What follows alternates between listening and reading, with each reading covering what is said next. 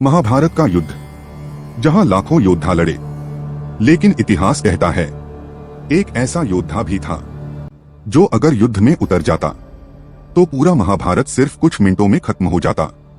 लेकिन उसने युद्ध नहीं लड़ा, उसने तलवार नहीं चलाई, उसने अपना सिर दान कर दिया।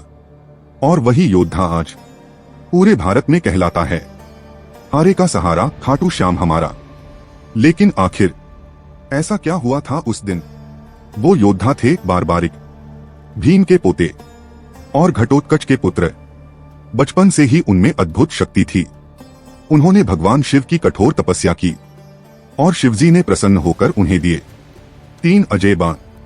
इन बाणों की शक्ति इतनी थी कि बारबारिक पूरी सेना को एक ही पल में समाप्त कर सकते थे।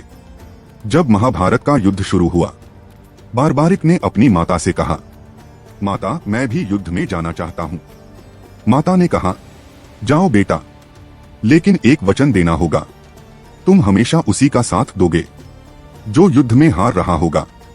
बारबारिक ने वचन दे दिया और यहीं से शुरू हुआ इतिहास का सबसे बड़ा मोड़। भगवान श्री कृष्ण सब जानते थे, अगर बारबारिक युद्ध में उतर गए तो युद्ध कभी खत्म नहीं होगा, क्योंकि वह हर बार हारने वाले का साथ देंगे। तब श्री कृष्ण एक साधारण ब्राह्मण का रूप लेकर बारबारिक के सामने आए। उन्होंने कहा, मुझे दान चाहिए। बारबारिक मुस्कुराए, ब्राह्मण देव, जो चाहे मांग लीजिए।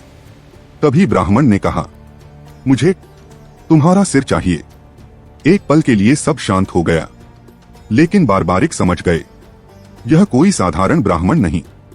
उन्होंने कहा, प्रभु, अपना असली रूप दिखाइए। और तभी श्री कृष्ण ने अपना विराट रूप दिखाया। बारबारिक की आंखों में भक्ति थी और अगले ही क्षण उन्होंने अपनी तलवार उठाई और अपना सिर भगवान कृष्ण के चरणों में अर्पित कर दिया। इतना बड़ा त्याग, इतनी बड़ी भक्ति इतिहास में बहुत कम देखने को मिलती है।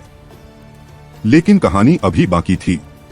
श्री कृष्ण ने बारबारिक के सिर को अमृत से अमर कर दिया और उसे एक ऊंची पहाड़ी पर स्थापित कर दिया ताकि वह पूरा महाभारत युद्ध देख सके। युद्ध खत्म हुआ। पांडव आपस में कहने लगे, जीत का श्रेय किसे मिलता है? तब श्री कृष्ण बोले, चलो बारबारिक से पूछते हैं। जब उनसे पूछा गया, तुमने युद्ध में सबसे वीर किसे देखा? तब बारबारिक के सिर ने कहा, मैंने तो युद्ध में सिर्फ सुदर्शन चक्र को नाचते हुए देखा और मां काली को रक्त पीते हुए। मुझे तो कोई योद्धा दिखाई ही नहीं दिया। यह सुनकर सब शांत हो गए।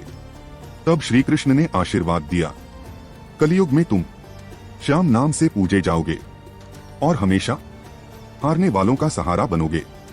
और तभी से दुनिया उन्हें जानती है खाटू श्याम बाबा के नाम से। यह कथा हमें यह बताती है कि जीवन में सबसे बड़ा वीर वही होता है जो अपनी शक्ति का घमंड नहीं करता, बल्कि धर्म और वचन के लिए सब कुछ त्याग देता है। इसलिए आज भी लोग कहते हैं, हारे का सहारा बाबा श्याम हमारा। अब समय है कथा से जुड़े एक प्रश्न का। बताइए, आखिर खाटू श्याम मंदिर राजस्थान में ही क्यों स्थापित हुआ? Don't forget to like and subscribe.